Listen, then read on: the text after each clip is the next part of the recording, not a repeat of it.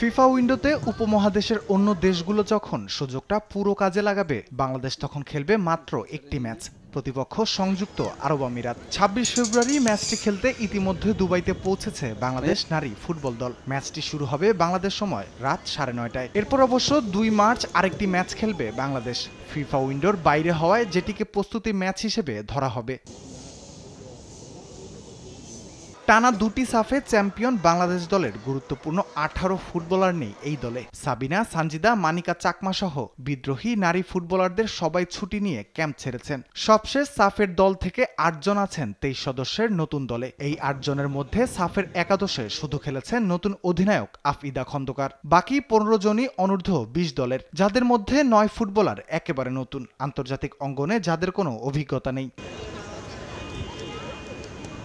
কচিকাচাদের মেলা বসিয়ে আন্তর্জাতিক ফুটবলে সাফল্য পাওয়া সহজ না, সেটা জানেন অভিজ্ঞ কোচ পিটার বাটলারও।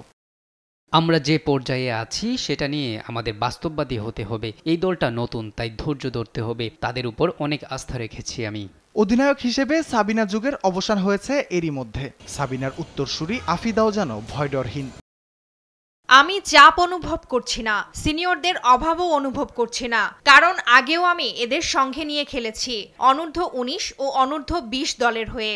বর্তমান ফিফা র্যাঙ্কিংয়ে বাংলাদেশের চেয়ে ১৬ ধাপ এগিয়ে আরব আমিরাত, যেখানে বাংলাদেশের র্যাঙ্কিং ১৩২ আর আমিরাতের ১১৬। বাংলাদেশ জাতীয় নারী দল আগে কখনো সংযুক্ত আরব আমিরাতের জাতীয় দলের বিপক্ষে খেলেনি, তাই আমিরাতের বিপক্ষে কেমন খেলবে আফিদারা, সেটাই এখন দেখার বিষয়। রাফিউল ইসলাম রাতুল, স্পোর্টস ডেস্ক, দেশ টিভি।